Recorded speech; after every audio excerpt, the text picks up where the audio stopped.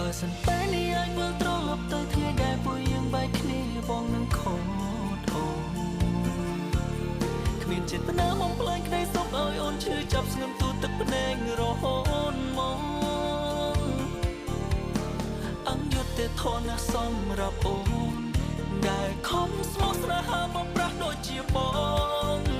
ទោះជាឲ្យបងស្លាប់ចាប់ជាតិមកជាច្រើនដងក៏អូនលែងអើពើបើសិនពេលនេះអាចវិលត្រឡប់ទៅថ្ងៃដែលពួកយើងបែកគ្នាចង់សុំទោសអូនក្រោយបែកគ្នាទៅបងនឹងថាមនុស្សព្រមអ្នកនេះតែង